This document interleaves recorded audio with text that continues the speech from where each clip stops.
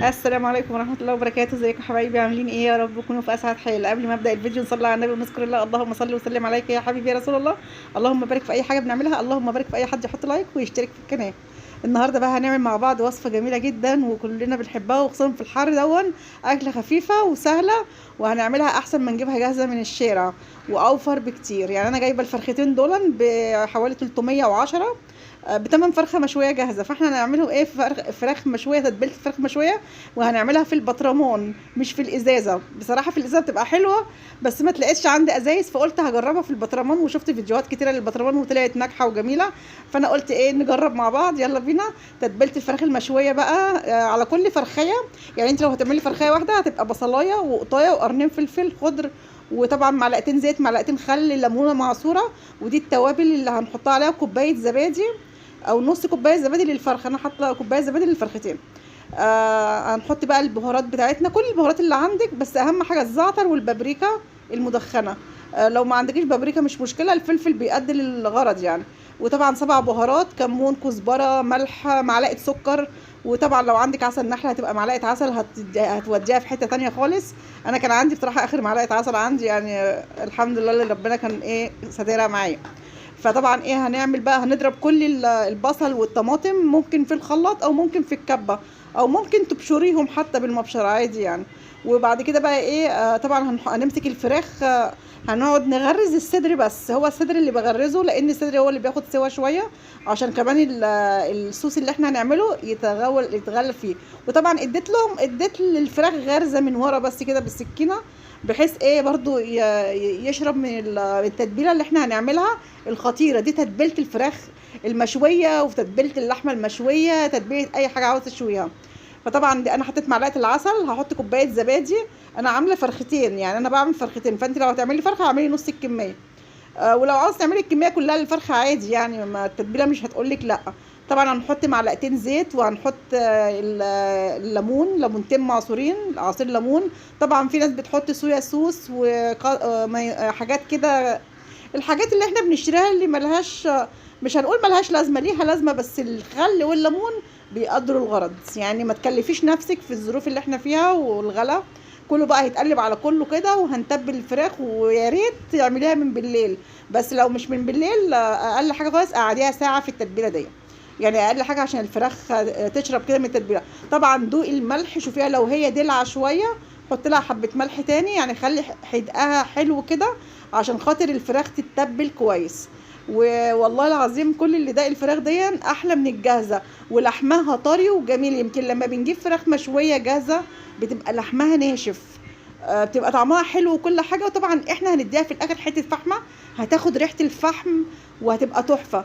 طبعا انتوا شايفين في رجول في قلب الصينيه، انا الصينيه دي هي اللي هحط فيها البطرمانات، هي اللي هحط فيها كل حاجه يعني، مش هنوسخ مواعين كتير يعني. انا غرست اهو زي ما قلت لكم بالسكينه الصدري من جوه كده، عشان خاطر انا هحط التتبيله برده من جوه، من جوه ومن تحت الجلد ومن قلب الفرخه من جوه. طبعا يعني ايه الرجول دي في ناس بتقرف منها، بس انا من عشاقها. يعني انا من عشاق الرجول يا جماعه، ما حدش يتريق عليا. وعندي بنتي برضو بتحبها قوي، بنتي الكبيره. فطبعا انا بحط الرجول دي في قلب الصوص اللي ينزل منها. كنا بنتخانق عليها بصراحه يعني، كانت طعمها تحفه جدا. وطبعا فيها يعني فيها غذاء، انا سمعت اللي هي فيها غذاء، بس انا بحبها. فيها غذاء ما فيهاش غذاء، انا بحبها. فطبعا كده انا بتبل الفرخه. في ناس بتضرب المعجون ده وتصفيه وتاخد الميه بتاعته بس، وتتبل اللي انت عاوزاه تعملي، بس انا بتبله بالكله، بالبصل، بالحاجه كله مفروم فرم ناعم يعني عادي يعني. كده انا تبلتها، هسيبها بقى ساعه. انا سبتها بصراحه يجي ساعتين كمان في التلاجة. طبعا الجو حر قوي، ما تسيبهاش بره لحسن تبوظ. هنحطها في التلاجة ساعتين كده هون، وهناخد الكبد والقوانص. انا عملت بيها حبه رز كده بالخلطه، يبقى جنب قلنا يعني تغيير على المكرونه بقى.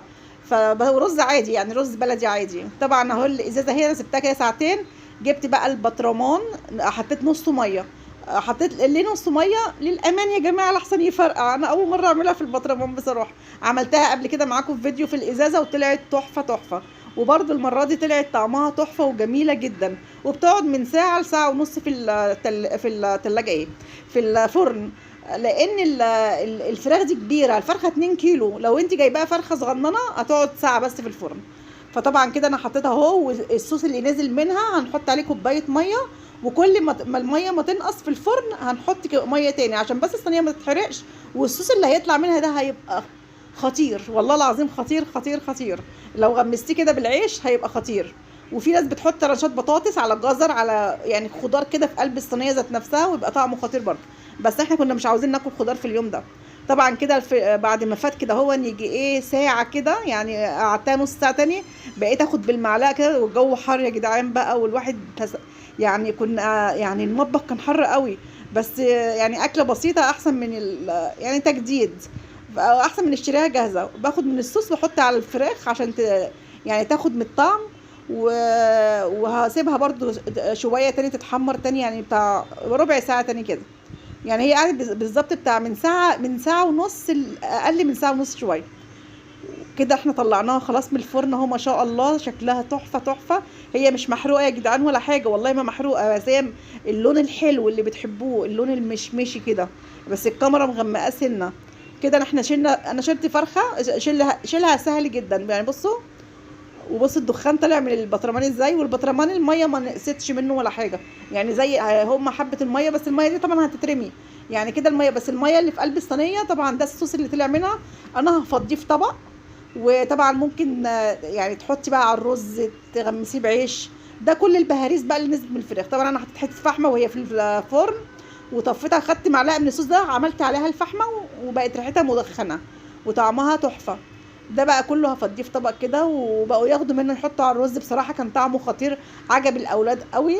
ودي تتبيله الفراخ المشويه بتاعتي في البطرمان، وعملنا بتنجان مشوي، وعملنا رز بالخلطه، وعملنا سلطه خضراء، ورز بالكبد والقوانص وبالبصل كده. يعني طريقته ان شاء الله هبقى اعملها لكم مره، بس انا ما جبتش بصراحه طريقته. الجو كان حر، والله الواحد كان حران. والفيديو ده بصراحه يا ريت تجربوه. وعشان الحر ده بقى يا جماعه، حطوا لايك، ما تنسوش اللايك عشان الفيديو يرفع، ناس كتير تعرف تعمل الفراخ المشويه في البيت. الصدر مستوي وطري، بصوا لحمه ابيض ومستوي وجميل. كانت فريده واقفه تحتي وتقول لي طعمها ريحتها تحفه يا تيتا، دوقيني يا تيتا. فانا بحط لها بقها دلوقتي بصوا، بس مش عارفه هتيجي وشها ولا لا. بصوا اللحم بتاعها مستوي ازاي، وابيض زي القشطه، زي قلوبكم بالظبط. طبعا يا حبايبي لو عجبكم الفيديو